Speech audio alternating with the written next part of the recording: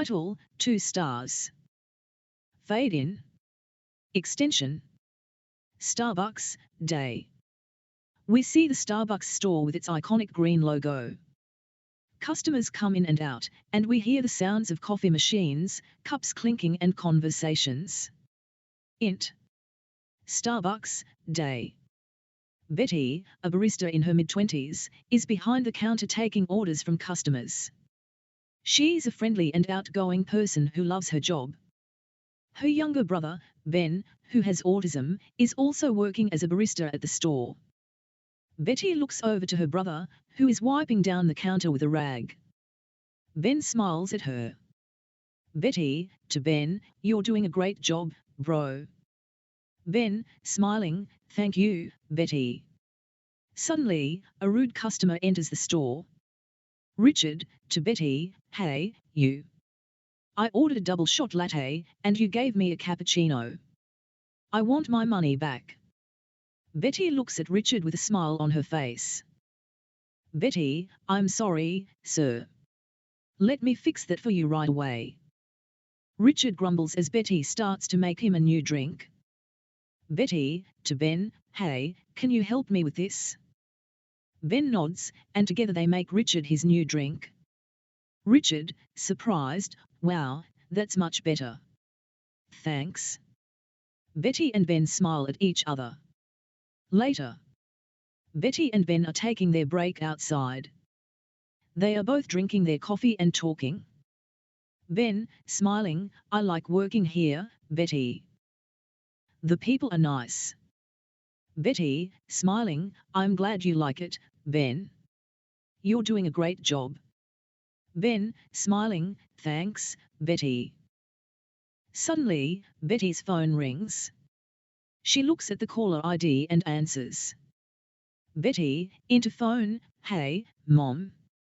Mom, VO, on the phone, "Hey, Betty. I just wanted to check in and see how you and Ben are doing." Betty, smiling, "We're doing great. Ben is doing a fantastic job, and I'm having fun as always." Mom, VO, on the phone, "That's great to hear. I just wanted to remind you that we're having dinner tonight. Can you bring Ben with you?"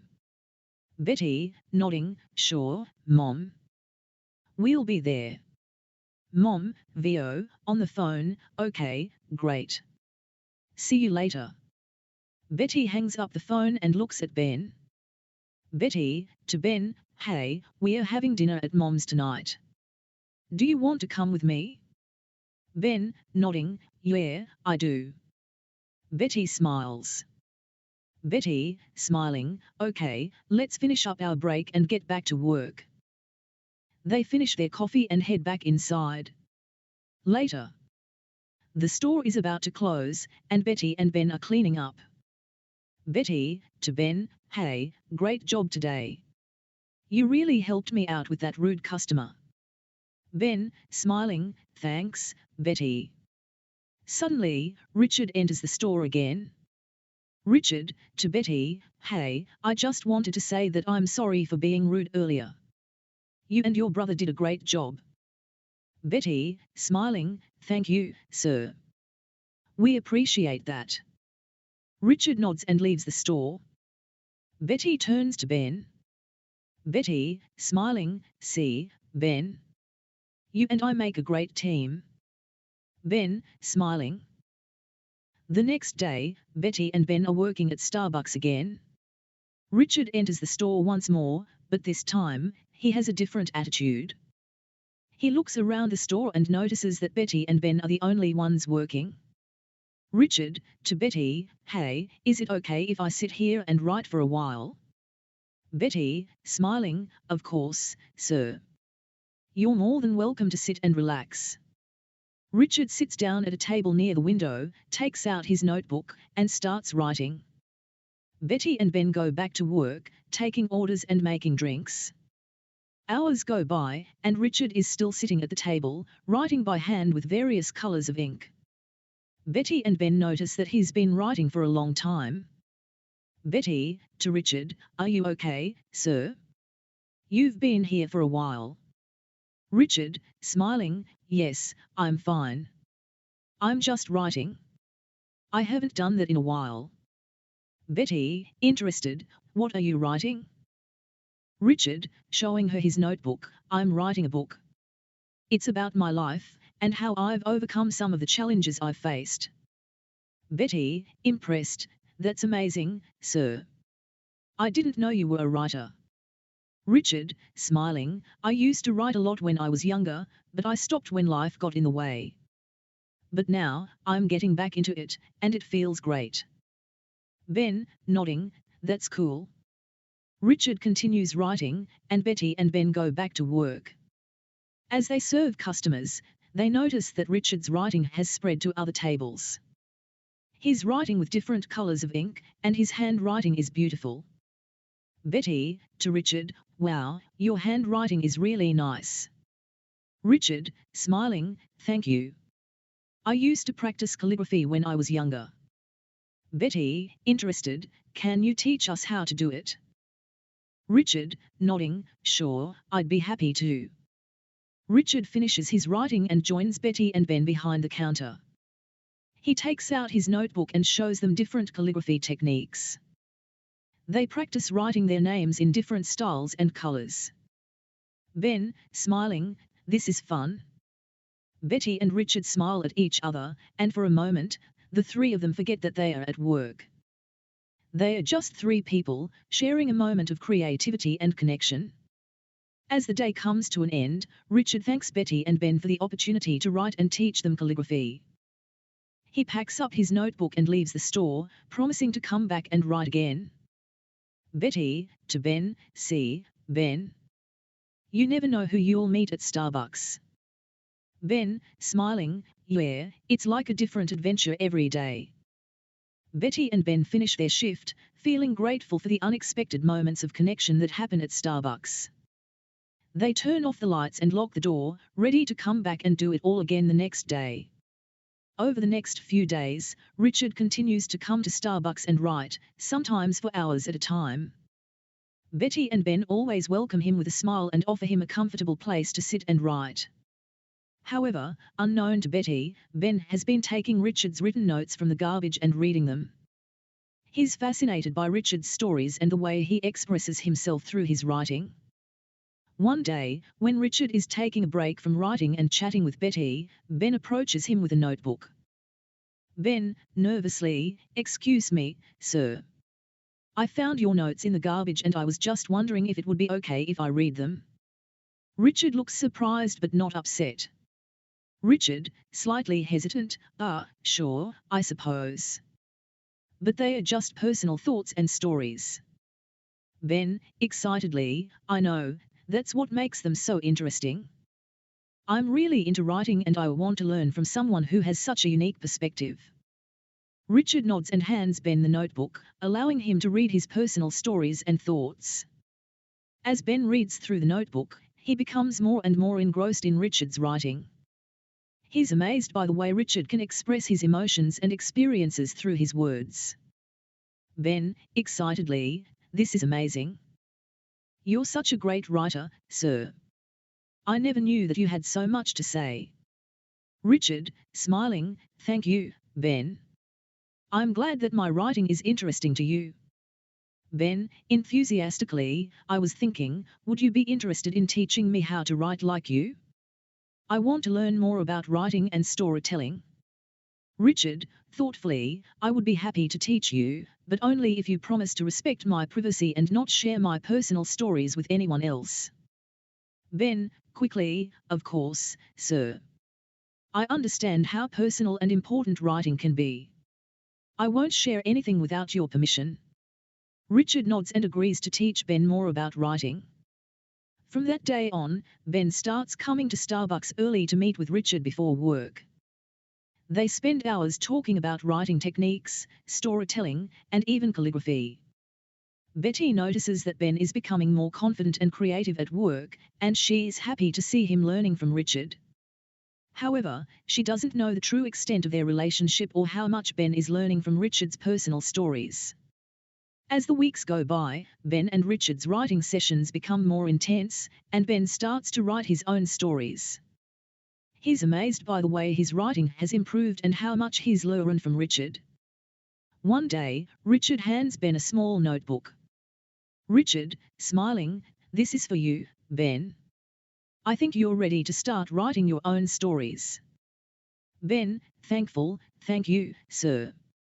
I really appreciate everything you've done for me. You're an amazing teacher." Richard nods and smiles, but in the back of his mind, he's still worried about the personal stories that Ben has read. He wonders if he made the right decision in teaching Ben, and if he should have kept his personal stories to himself. As the day comes to an end, Richard packs up his notebook and leaves the store, promising to come back and write again. But as he walks away, he can't shake the feeling of uncertainty and doubt that's been growing inside him. Betty and Ben finish their shift, feeling happy and fulfilled by their work at Starbucks. But little do they know, the dynamic between them and Richard is about to change forever.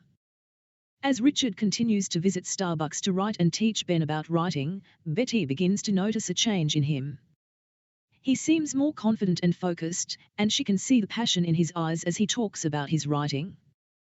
One day, while they are taking a break from work, Richard confides in Betty about his lifelong dream of finishing a book before he dies.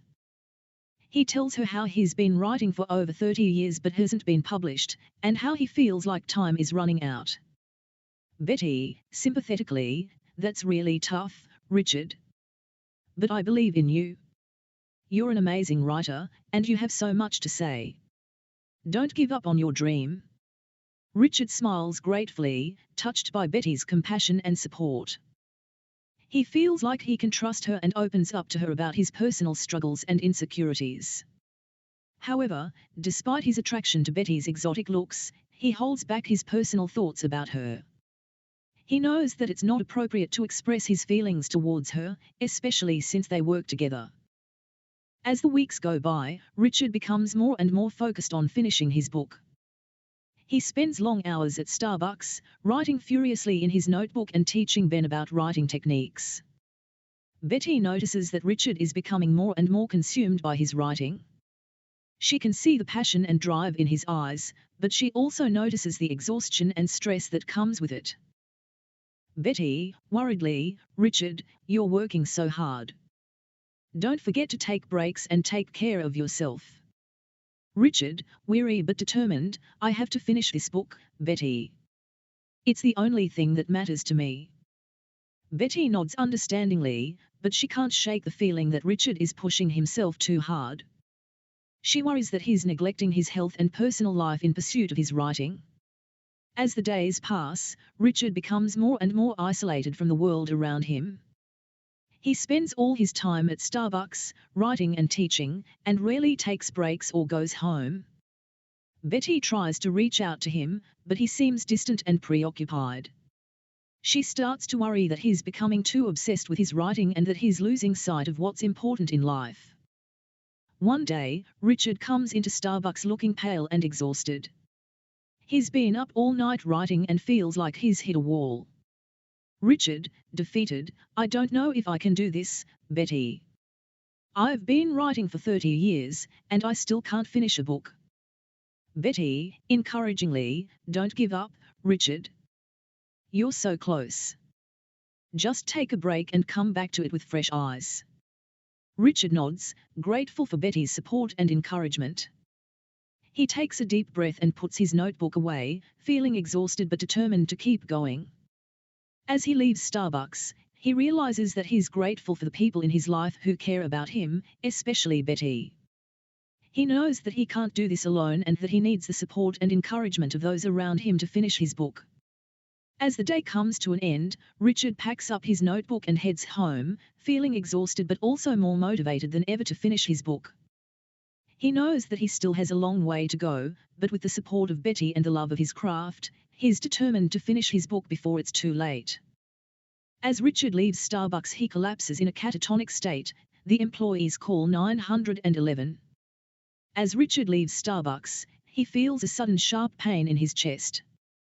He clutches his chest, feeling like he can't breathe, and collapses onto the sidewalk. Betty and the other employees rush outside to see what's happened, and they find Richard lying on the ground in a catatonic state. He's unresponsive and seems to be in a lot of pain. Betty, panicked, "Oh my God, what's happened? Is he okay?" Employee 1, calling 911, "I don't know, but we need to call an ambulance. Something's not right."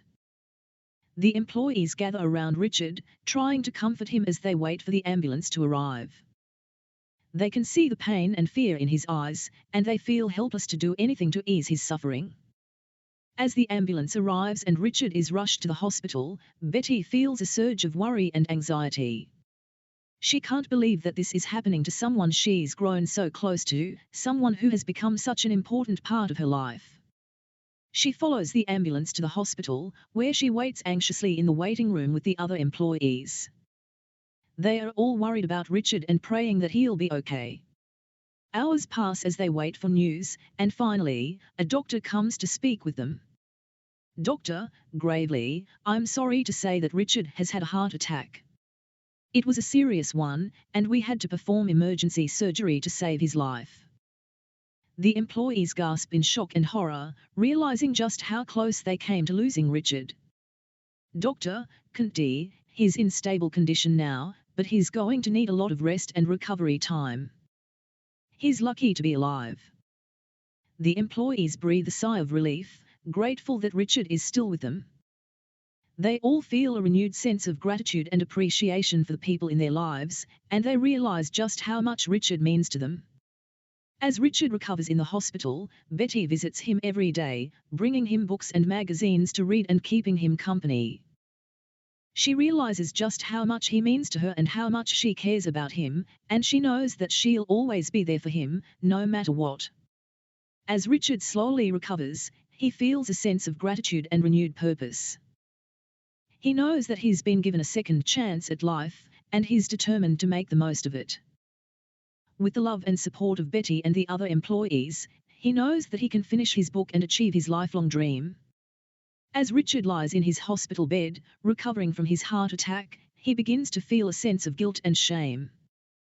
He knows that he's been hiding a secret from Betty and the other employees, and he feels like he needs to come clean. One day, when Betty comes to visit him, he takes a deep breath and confesses his secret. "Richard," voice trembling, "Betty, there's something I need to tell you. Something I've been keeping from you." Betty, concerned, "What is it, Richard? You can tell me anything." Richard, sighing, "I'm homeless, Betty. I've been living under a bridge and using the local gym to shower and clean up before I come to Starbucks every day." Betty's eyes widen in shock and sadness. She can't believe that someone as kind and talented as Richard could be living in such difficult circumstances. Betty, softly, "Oh, Richard. I had no idea. I'm so sorry." Richard, sighing, "It's not your fault, Betty. I've been keeping it from you because I didn't want you to pity me.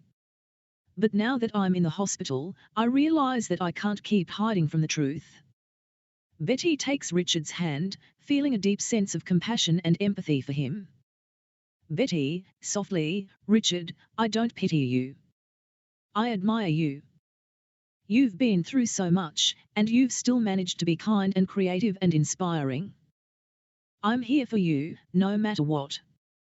Richard feels a surge of gratitude and relief, knowing that Betty accepts him for who he is. Richard, tearfully, "Thank you, Betty. That means more to me than you'll ever know." From that day forward, Betty and the other employees do everything they can to support Richard. They bring him food and clothing, offer him a place to stay, and help him get back on his feet. Richard feels a sense of belonging and connection that he's never experienced before, and he knows that he owes it all to the kindness and compassion of Betty and the Starbucks community.